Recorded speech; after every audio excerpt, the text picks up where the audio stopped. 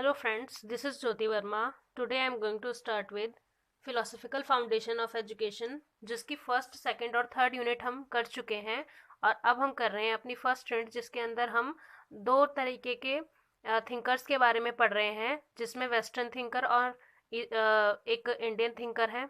तो Indian thinkers के बारे में हम पढ़ रहे हैं इस समय, और इसके अंदर हम महात्मा गांधी को और भीमराव अम्बेडकर को पढ़ चुके हैं, रविन्द्रनाथ टैगोर को भी हम पढ़ चुके हैं, और अब हम पढ़ेंगे इसके अंदर जे कृष्णमूर्ति को। इसके बाद हम अपना स्टार्ट करेंगे वेस्टर्न थिंकर्स के बारे में। तो इसमें आज हम पढ़ेंगे भारतीय चिंतन जे कृष्णमूर्ति के शैक्षिक विचार, यानी educational thoughts of J Krishnamurthy. तो इनके बारे में हम वही सारी चीज़ें देखेंगे कि इनके जीवन में क्या क्या चीज़ें थी, क्या क्या पर्सपेक्टिव्स थे इनके, क्या क्या कार्य थे इनके, इनके हिसाब से क्या जो हमारी एजुकेशन है उसमें क्या क्या चेंजेस होने चाहिए, इनकी रचनाएं क्या क्या थी, इनके हिसाब से हमारा करिकुलम कैसा होना चाहिए, स्कूल कैसा होना चाहिए, स्टूडेंट्स कैसे होने चाहिए, टीचर्स कैसे होने चाहिए, टीचिंग मेथड्स क्या क्या होने चाहिए, और जो डिसिप्लिन है स्कूल का वो कैसा होना चाहिए। तो ये सारे पॉइंट्स आगे हम इनके बारे में पढ़ेंगे, यानी जे कृष्णमूर्ति के बारे में पढ़ेंगे। सो फ्रेंड्स, इसके अंदर हम देखेंगे the life and works of J Krishnamurti, यानी जे कृष्णमूर्ति का जीवन व कार्य। तो इसके अंदर आगे हम देखेंगे जे कृष्णमूर्ति का जन्म कब हुआ था। 11 मई 1895, यानी 11 मई 1895 को आंध्र प्रदेश के चित्तूर जिले में मदनपल्ली नामक स्थान में हुआ था। इनकी माता संजीवम्मा मृदुभाषी, धर्मपरायणा और कृष्ण भक्त महिला थीं, तथा पिता जो थे वो क्या, उनका नाम क्या था, जिद्दू नारायणीय, एक अवकाश प्राप्त सिविल सर्वेंट के साथ साथ पुराने थियोसोफिस्ट भी थे। आगे क्या है इसमें, अपनी माता पिता की धार्मिक प्रवृत्ति, माता श्री कृष्ण, माता का जो है, माता श्री का श्री कृष्ण के प्रति अटूट जो भक्ति भाव था, यानी इनकी माता जो थी वो श्री कृष्ण की एक भक्त थी। माता पिता की 8वीं संतान होने और कृष्ण जैसे परिस्थिति, मतलब जो इनकी परिस्थिति थी वो कृष्ण के जन्म जैसी थी, इसीलिए इनका नाम कृष्ण पड़ा, कृष्ण मूर्ति पड़ा। मतलब इनकी माता जो है वो कृष्ण की भक्त थी, और उन्हीं का एक एग्जाम्पल लेके इन्होंने अपने पुत्र का नाम भी कृष्ण रखा, यानी कृष्ण मूर्ति इनका पूरा नाम है। नेक्स्ट हम देखेंगे फ्रेंड्स, इसके अंदर इनकी मुख्य रचनाएं हिंदी भाषा में अनुवादित। ये एक रचयिता थे, ये बहुत सारी ऐसी किताबें लिखते थे जो एक शिक्षा के लिए, शिक्षा के पर्सपेक्टिव में अगर हम देखें वो बहुत ही महत्वपूर्ण पुस्तकें थी, और अभी भी लोग इसे पढ़ रहे हैं, अपने करिकुलम के अंदर भी ऐड कर रहे हैं और एक साहित्य के रूप में भी पढ़ रहे हैं। तो इसके अंदर फर्स्ट है इनकी रचनाओं में जो हिंदी भाषा में अनुवादित है, जिसके अंदर है शिक्षा संवाद। सेकंड है इसके अंदर शिक्षा एवं जीवन के तात्पर्य। थर्ड है इसके अंदर इनकी रचना संस्कृति का प्रश्न। फोर्थ है इसके अंदर इनकी रचना शिक्षा एवं जीवन का महत्व। फिफ्थ है इसके अंदर हिंसा से परे। सिक्स्थ है ध्यान में मन। सेवंथ है गरुण की उड़ान। एट्थ है इसके अंदर जीवन भाष्य। इसके जीवन भाष्य के फर्स्ट, सेकंड, थर्ड पार्ट, इसके 3 पार्ट्स हैं। और इसमें 9th हम देखेंगे वॉशिंगटन वार्ताएं, और 10th इसके अंदर है स्कूलों के नाम पत्र। इसके अंदर इनकी बहुत सारी रचनाएं हैं, लेकिन ये कुछ रचनाएं ऐसी हैं जिसके नाम भी हमें इजीली याद हो सकते हैं और हम एग्जाम में इसको अच्छे से लिख सकते हैं। ये कोई इतने कठिन ना ही इनके टाइटल्स हैं, ना ही इनकी ऐसी कोई भी वर्ड्स है जिसको हम याद नहीं कर सकते। तो ये 10 रचनाएं, इनमें से एटलीस्ट हम 5 तो लिख ही सकते हैं एग्जाम में, जो इनके द्वारा रची गई हैं। आगे हम देखेंगे फ्रेंड्स कृष्णमूर्ति के दार्शनिक विचार, यानी फिलॉसफी क्या है कृष्णमूर्ति की, जे कृष्णमूर्ति की फिलॉसफी क्या है ये देखेंगे हम। तो इसके अंदर हम 8 पॉइंट्स पढ़ेंगे, जिसमें फर्स्ट पॉइंट है हमारा दर्शन। इनका दर्शन कैसा है, कृष्णमूर्ति के अनुसार वास्तविक दर्शन वह है जो हमें सत्य के प्रेम, जीवन के प्रेम तथा प्रज्ञा के लिए प्रेम जागृत करता है हमारे अंदर। तो इनका दर्शन ये है। सेकंड है इसके अंदर सत्य।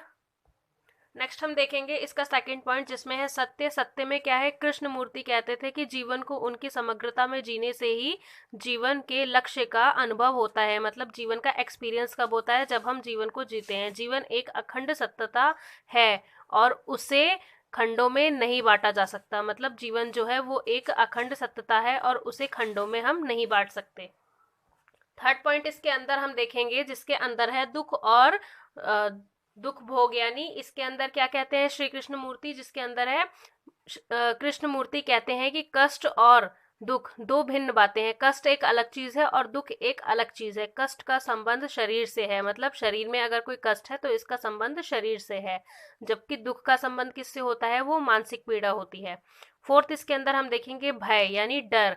इसके अंदर क्या कहते हैं कृष्ण मूर्ति, कृष्ण मूर्ति कहते हैं भय मानव मन की एक गंभीर बीमारी है। भय जो है वो मानव के मन की एक गंभीर बीमारी है, वो अपने मन में बिठा लेता है उस भय को। तो इसमें आगे क्या है, जो मानव जीवन को बड़ी गहराई तक प्रभावित करती है, मतलब ये मानव जीवन को क्या करती है, बहुत ही गहराई तक प्रभावित करती है, इफेक्ट डालती है उनके ऊपर।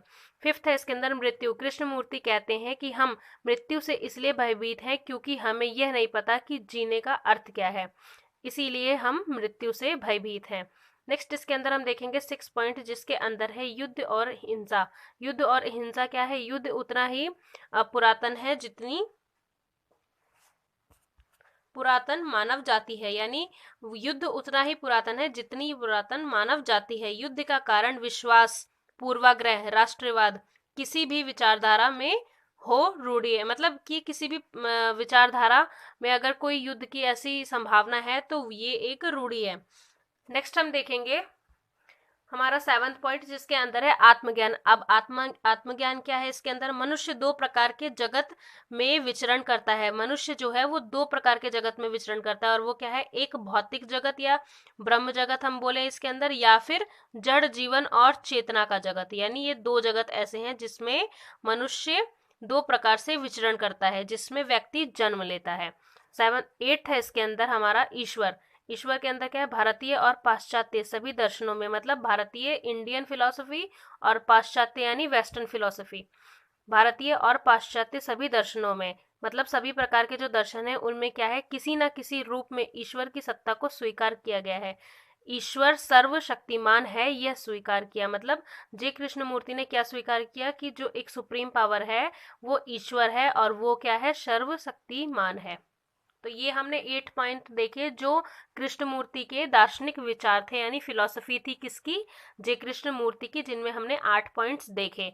इनमें से कम आप 5 पॉइंट्स अगर आपने एग्जाम में डालेंगे, अपने एग्जाम में लिखेंगे इसको, तो इसका बहुत ही बेनिफिट होगा, क्योंकि इनका दर्शन, क्योंकि हम बेसिकली फिलॉसफी का एग्जाम देंगे, तो फिलॉसफी के अंदर अगर हम हर राइटर की जिसका क्वेश्चन आया है उसकी फिलॉसफी को लिखेंगे तो उसका एक अलग इफेक्ट पड़ता है, और हर पॉइंट में कम से कम आपको 2 से 3 लाइंस का डिस्क्रिप्शन लिखना पड़ेगा। आगे देखेंगे हम फ्रेंड्स कृष्ण मूर्ति के शैक्षिक विचार। इसके अंदर क्या है, इसके अंदर कृष्ण मूर्ति का कहना है, कृष्ण मूर्ति के शैक्षिक विचार उनकी दार्शनिक विचार हैं उसके उत्पाद हैं। आगे क्या है, अपने स्वयं के अनुभवों, मतलब जो उनके खुद के एक्सपीरियंसेस थे और उनके आचार पर ही उन्होंने अपने दार्शनिक विचारों का प्रतिपादन किया। जो उनके खुद के अनुभव थे और उनका आचार था उसके हिसाब से ही उन्होंने क्या किया, अपने दर्शन को, अपने विचारों का प्रतिपादन किया। आगे है कृष्ण मूर्ति का कहना है, मतलब कृष्ण मूर्ति क्या कहते हैं आगे, कि आज दुनिया में विद्यालय, महाविद्यालय और विश्वविद्यालय यानी स्कूल, हायर स्कूल्स जो होते हैं, और विश्वविद्यालय यानी यूनिवर्सिटीज जो होती हैं, उनकी संख्या बहुत तेजी से बढ़ रही है।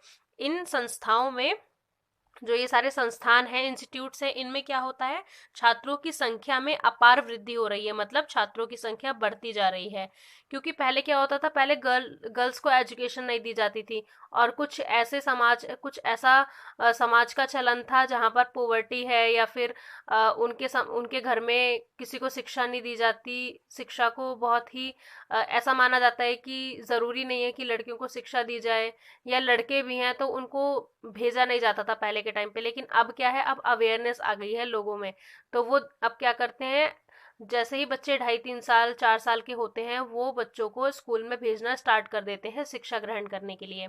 तो इसीलिए इनका क्या कहना है कि अब संख्या में वृद्धि होती जा रही है स्टूडेंट्स की इन संस्थानों में। लेकिन इस शिक्षा का फल यह है कि छोटे छोटे युद्धों के साथ साथ बड़े बड़े युद्धों की भी तैयारी हो रही है।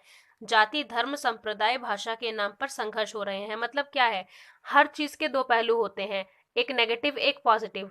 अगर शिक्षा बढ़ रही है, मतलब शिक्षा पॉजिटिवली बढ़ती जा रही है, हायर एजुकेशन में लोग पहुंच रहे हैं, तो उसका नेगेटिव पॉइंट भी है कि लोग उसका मिस यूज भी करेंगे। इसमें आगे है, वर्तमान शिक्षा मनुष्य को महत्वाकांक्षी बनाती है। जो वर्तमान शिक्षा है, प्रेजेंट टाइम की जो एजुकेशन है, वो मनुष्य को यानी ह्यूमन बीइंग को क्या करती है, महत्वाकांक्षी बनाती है। सेकंड है इसके अंदर, प्रतियोगिता समाज को कमजोर वर्गों का, जो प्रतियोगिता है, प्रतियोगिता समाज के कमजोर वर्गों का, जो कमजोर वर्ग हैं, लोअर कास्ट के लोग हैं, उनका शोषण करती है। आगे क्या है, प्रतियोगिता का मतलब क्या है, आप जैसे कंपटीशन करते हैं। थर्ड है इसके अंदर, वर्तमान शिक्षा भय पर आधारित होती है। जो प्रेजेंट एजुकेशन है प्रेजेंट टाइम की, वो भय पर आधारित होती है, यानी डर पर, फियर पर बेस्ड होती है। वर्तमान शिक्षा का परिणाम ही आज का अनुशासन है। वर्तमान शिक्षा जो है, प्रेजेंट टाइम की जो एजुकेशन है, वो किसका परिणाम है, अनुशासन। परिणाम ही आज का अनुशासन है, परिणाम ही आज का डिसिप्लिन है। आगे हम देखेंगे शिक्षा का अर्थ क्या है, यानी मीनिंग ऑफ एजुकेशन जे कृष्णमूर्ति के हिसाब से। तो फर्स्ट इसके अंदर देखेंगे, इसके अंदर हम 5 पॉइंट्स देखेंगे, जिसमें फर्स्ट है, शिक्षा का अर्थ सत्य की खोज है। मतलब ट्रुथ को खोजना, उसका अर्थ है, शिक्षा का अर्थ है, यानी मीनिंग ऑफ एजुकेशन क्या है, ट्रुथ की खोज करना, ट्रुथ को सर्च करना। सेकंड है इसके अंदर, शिक्षा का अर्थ मन की परंपराओं के बोझ से मुक्त कराना है। शिक्षा का अर्थ क्या है, मन की जो परंपराएं हैं उनके बोझ से उनको मुक्त कराना है। थर्ड है, शिक्षा का अर्थ सीखने की कला है। मतलब शिक्षा क्या है, शिक्षा का अर्थ क्या है, मीनिंग ऑफ एजुकेशन क्या है, एक आर्ट है। फोर्थ है इसके अंदर, शिक्षा का अर्थ कार्य को संपूर्ण मन, हृदय और प्रेम से करना है। मतलब शिक्षा का अर्थ क्या है, किसी भी कार्य को संपूर्ण मतलब पूरे मन से, हृदय से और प्रेम से करना है। उसको ऐसे नहीं करना कि आप उस चीज में बोर हो रहे हैं, आप इंटरेस्ट ही नहीं ले रहे, फिर भी आप उस कार्य को कर रहे हैं, बल्कि शिक्षा का अर्थ है कि आप उसको पूरे मन से करें। फिफ्थ है इसके अंदर, शिक्षा का अर्थ धर्म के वास्तविक स्वरूप को समझना है। यानी शिक्षा का अर्थ क्या है, एजुकेशन का मीनिंग क्या है, कि आप धर्म के, यानी जो आपका रिलीजन है, उसके वास्तविक रूप को समझें। आगे हम देखेंगे शिक्षा के कार्य यानी फंक्शंस ऑफ एजुकेशन क्या है। जे कृष्णमूर्ति के हिसाब से जो शिक्षा के कार्य हैं वो क्या होने चाहिए। तो फर्स्ट है इसके अंदर, शिक्षा शिक्षक, शिक्षार्थी और अभिभावक। मतलब शिक्षा क्या है, टीचर, स्टूडेंट और उनके पेरेंट्स, तीनों को शिक्षित करती है। क्योंकि शिक्षक तो पढ़ा ही रहा है बच्चे को, और जो शिक्षार्थी है वो टीचर से एजुकेशन ले रहा है, लेकिन जो अभिभावक हैं, जो पेरेंट्स हैं, उनको भी इन सारी चीजों की नॉलेज गेन हो रही है। सेकंड है इसके अंदर, शिक्षा का कार्य स्थायी जीवन मूल्यों की खोज में व्यक्ति की सहायता करना है। जो स्थायी जीवन है उनके मूल्यों की खोज करने में व्यक्ति की सहायता करता है। कौन करता है, शिक्षा करता है। थर्ड है इसके अंदर, शिक्षा व्यक्ति को न केवल संस्कार युक्त होने में ही सहयोग देती है। मतलब उसको संस्कार तो मिलता ही है, और क्या मिलता है, बल्कि जीवन की संपूर्ण प्रक्रिया को समझने में, मतलब जीवन की जो संपूर्ण पूरी तरीके से जो जीवन का प्रोसेस है उसको समझने में भी सहायता करती है। फोर्थ है इसके अंदर, शिक्षा का एक महत्वपूर्ण कार्य बालक में समग्र उत्तरदायित्व का बोध कराने में उसकी सहायता करती है। मतलब उसका जो समग्र उत्तरदायित्व है उसका बोध कराने में उसकी सहायता करती है। फिफ्थ है इसके अंदर, जिसमें है, मात्र बौद्धिक ज्ञान एक प्रकार का अज्ञान है। जो मात्र बौद्धिक ज्ञान है, मतलब सिर्फ बौद्धिक ज्ञान, मतलब माइंड के अंदर, आपके अंदर जो ज्ञान है वो सिर्फ एक प्रकार का ज्ञान है। और मात्र तथ्यों का ज्ञान, जो मात्र तथ्यों का ज्ञान होता है, हमारी मानवीय समस्याओं को हल नहीं कर सकता। अस्तित्व के साथ हमारे क्या संबंध है, इसे समाधान भी शिक्षा का कार्य है। इसका जो समाधान है उसका एक शिक्षा का कार्य है। नेक्स्ट हम देखेंगे शिक्षा के उद्देश्य क्या है, ऑब्जेक्टिव्स ऑफ एजुकेशन क्या है जे कृष्णमूर्ति के हिसाब से। तो फर्स्ट इसके अंदर हम देखेंगे शारीरिक विकास। मतलब ऑब्जेक्टिव, जो इसका ऑब्जेक्टिव है, सबसे पहले हमारा शारीरिक विकास यानी फिजिकल डेवलपमेंट होना चाहिए। क्योंकि जब फिजिकल डेवलपमेंट होगा, आप अगर स्वस्थ रहेंगे, अपने शरीर से स्वस्थ रहेंगे, तो आप किसी भी कार्य को कर सकते हैं। सबसे पहले आपका शरीर सही होना चाहिए, यानी स्वस्थ होना चाहिए, हेल्दी होना चाहिए। नेक्स्ट क्या है इसके अंदर, मानसिक विकास यानी मेंटली डेवलपमेंट होना चाहिए। अगर शरीर सही है और मानसिक रूप से आप स्वस्थ नहीं है तो इस हिसाब से तो आप शिक्षा ग्रहण नहीं कर सकते।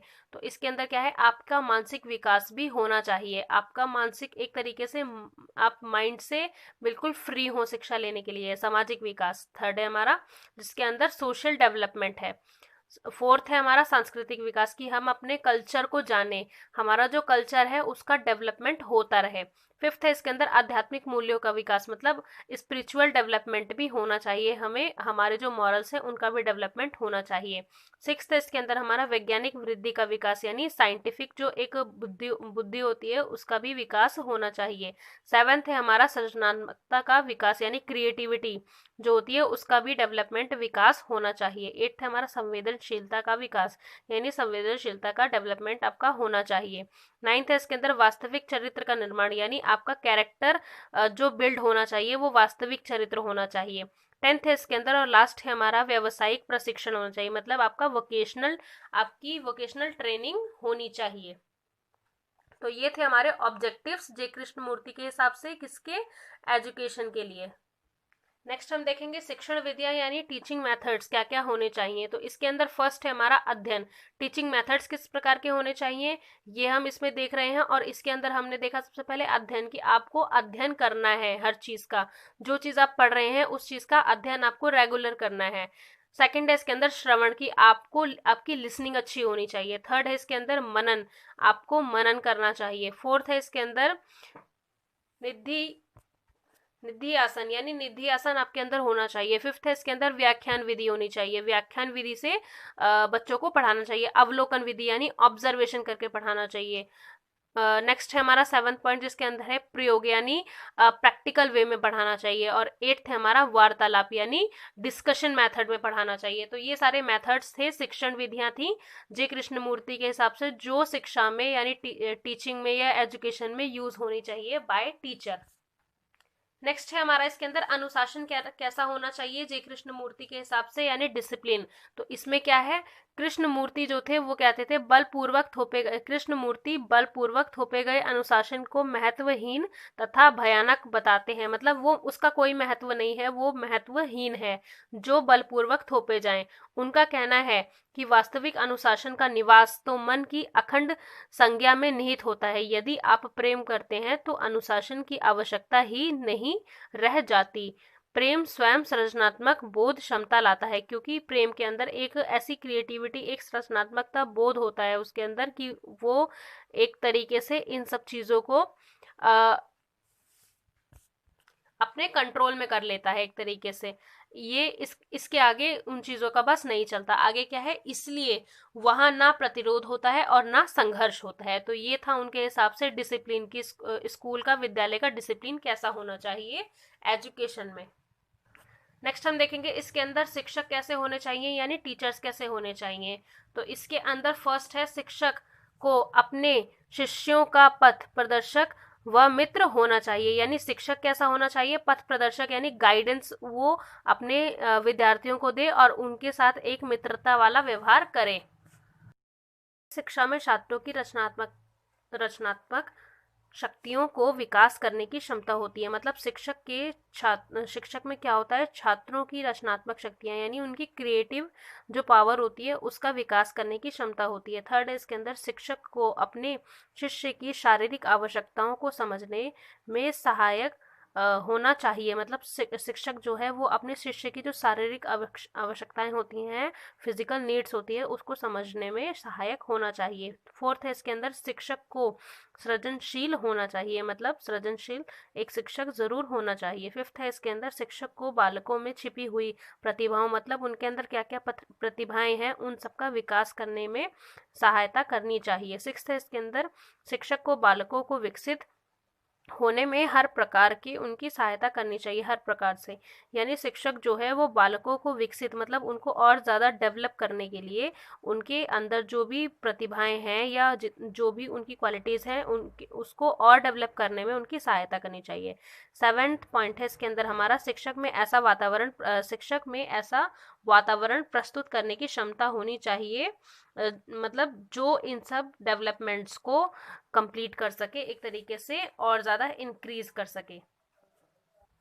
नेक्स्ट है इसके अंदर शिक्षार्थी यानी स्टूडेंट कैसा होना चाहिए जे कृष्णमूर्ति के हिसाब से, यानी विद्यार्थी कैसा होना चाहिए। शिक्षार्थी का मीनिंग विद्यार्थी ही है, स्टूडेंट ही है। तो कृष्णमूर्ति शिक्षा में शिक्षार्थी को अति महत्वपूर्ण मानते हैं, क्योंकि शिक्षा किसके लिए होती है, शिक्षार्थी के लिए, यानी विद्यार्थी स्टूडेंट के लिए होती है। उनके अनुसार शिक्षार्थी को गुरु भक्त होना चाहिए, मतलब वो अपने गुरु का या अपने टीचर का उनकी सारी आज्ञा माने, गुरु भक्त होना चाहिए। उनमें गुरु की प्रति श्रद्धा होनी चाहिए, विनय होना चाहिए, सेवा का भाव होना चाहिए, ये चीज़ें उनके अंदर होनी चाहिए। उनमें आत्म दृढ़ता होनी चाहिए, मतलब जो शिक्षार्थी हैं उनके अंदर आत्म दृढ़ता होनी चाहिए। एक सेल्फ कॉन्फिडेंस भी होना चाहिए। वह सामाजिक रूप से पूर्ण स्वस्थ होना चाहिए, मतलब सामाजिक रूप से भी उसका एक डेवलपमेंट ऐसा होना चाहिए जो एक तरीके से पूर्ण स्वस्थ हो। उसको भयपूर्ण होना चाहिए, भय मुक्त होना चाहिए, मतलब वो फियरलेस हो, उसके अंदर किसी प्रकार का कोई भय ना हो। उसको अपने अनुरूप किसी सांचे में नहीं ढालना चाहिए, मतलब शिक्षक को ऐसा नहीं करना चाहिए कि आप अपने हिसाब से उसको अपने किसी ढांचे उनको अपने अनुरूप किसी भी सांचे में ढाल सकें, तो ऐसा नहीं होना चाहिए। तो ये चीज़ें हैं कि एक स्टूडेंट की क्या क्या क्वालिटीज़ होनी चाहिए जे कृष्णमूर्ति के हिसाब से। नेक्स्ट है इसके अंदर हमारा कि स्कूल या विद्यालय कैसा होना चाहिए। ये हमारा इस टॉपिक का लास्ट पॉइंट है, तो हमें इसमें देखना है कि विद्यालय कैसा होना चाहिए इनके हिसाब से। संपूर्ण मानव के निर्माण के लिए संस्थाओं एवं उनके कार्यरत शिक्षकों, कर्मचारियों एवं छात्रों के उत्तरदायित्व तथा उनकी सहभागिता को स्पष्ट करने के लिए कृष्णमूर्ति ने बहुत से पत्र लिखे हैं, मतलब उनके द्वारा ऐसे बहुत से पत्र लिखे गए हैं जो इन संस्थाओं को या उनमें कार्यरत शिक्षकों या कर्मचारियों एवं छात्रों के उत्तरदायित्व तथा उनकी सहभागिता को स्पष्ट करता है। नेक्स्ट है इन पत्रों की महत्वता को स्पष्ट करते हुए वे लिखते हैं कि मेरी हार्दिक इच्छा है कि इन पत्रों को मैं लिखता रहूं ताकि उन्हें बता सकूं कि विद्यालयों को कैसा होना चाहिए। मतलब उन्होंने विद्यालयों के बारे में इतना सोचा कि वो ऐसे पत्र लिखते रहे जिनका एक महत्व है, और वो विद्यालय को चलाने वाले जो भी हेड होते हैं उनको एक सजेशन देना चाहते हैं कि विद्यालय कैसा होना चाहिए। नेक्स्ट है इसके अंदर कृष्णमूर्ति कहते हैं कि विद्यालयों में कार्य करने वाले जो लोग होते हैं उनका एक महत्वपूर्ण कार्य ये भी है कि शिक्षार्थियों यानी जो विद्यार्थी हैं, स्टूडेंट हैं, उनको उनकी आजीविका के लिए शिक्षिका हेतु शैक्षिक विषयों की जानकारी देने के साथ साथ, मतलब जो उनकी जीविका चलाने के लिए जो शैक्षिक विषय होते हैं उनकी जानकारी भी उन्हें देनी चाहिए। और उसके साथ साथ क्या होना चाहिए, उनमें संपूर्ण मानव जाति एवं संपूर्ण मानव जीवन के लिए उत्तरदायित्व का प्रहद बोध कराए, मतलब उनको एक वोकेशनल एजुकेशन दे। उनकी आजीविका चलाने के लिए ऐसे सब्जेक्ट्स उनको देने चाहिए जो वोकेशनली उनके लिए वर्क करें, और संपूर्ण मानव जाति का कल्याण करने के लिए या संपूर्ण मानव जीवन के उत्तरदायित्व को प्रहद करने के लिए उनको बोध कराना चाहिए। सो फ्रेंड्स, आज हमने ये टॉपिक पढ़ा जिसके अंदर है educational thoughts of J Krishnamurthy. इनके हमने कई पॉइंट्स पढ़े जो हम हर पॉइंट में पढ़ते आ रहे हैं, जो एक एजुकेशनल थॉट है किसी भी इंडियन फिलोसोफर का। तो इसके अंदर हम जीवन कार्य पढ़ रहे हैं और इनकी जो रचनाएं हैं वो पढ़ रहे हैं। उनके हिसाब से स्कूल कैसा होना चाहिए, शिक्षक कैसा होना चाहिए, शिक्षार्थी कैसे होने चाहिए, अनुशासन कैसा होना चाहिए, विद्यालय खुद कैसा होना चाहिए, कैसी विधियां जो टीचिंग के लिए यूज होती हैं यानी टीचिंग मेथड्स कैसे होने चाहिए, ये सब चीज़ें हम इसमें पढ़ते आ रहे हैं। और इनकी फिलोसफी हमें ज़रूर लिखनी है एग्जाम में। और ये क्वेश्चन हमारा इतना बड़ा है कि हम एक 10 नंबर या 12 नंबर का क्वेश्चन पूरा सॉल्व कर सकते हैं या फिर अटेम्प्ट कर सकते हैं। तो अगर आप मेरे नोट्स को फॉलो कर रहे हैं तो आप एक अच्छा एग्जाम लिख सकते हैं, क्योंकि इसके अंदर मैंने आपके लिए इतने पॉइंट्स डाले हैं या ऐड करे हैं जो सफिशिएंट है एक 10 नंबर के क्वेश्चन के लिए। और इसके अंदर आप और भी ज़्यादा पॉइंट्स बना सकते हैं, जैसे कोई आपने टीचिंग मेथड लिखा और टीचिंग मेथड के अंदर 2-2 लाइन का डिस्क्रिप्शन लिख दिया, तो आपका जो आंसर है वो और ज़्यादा लॉन्ग हो सकता है। So friends, thank you so much for watching this video. मेरे चैनल को लाइक करें, सब्सक्राइब करें, कमेंट करें एंड शेयर करें। एंड कोई भी आपका सजेशन हो, आपका कोई भी कमेंट हो, या आपको किसी भी टॉपिक को समझने में कोई दिक्कत आ रही हो, तो आप मेरे कमेंट सेक्शन में कमेंट कर सकते हैं। Thank you so much friends for watching this video.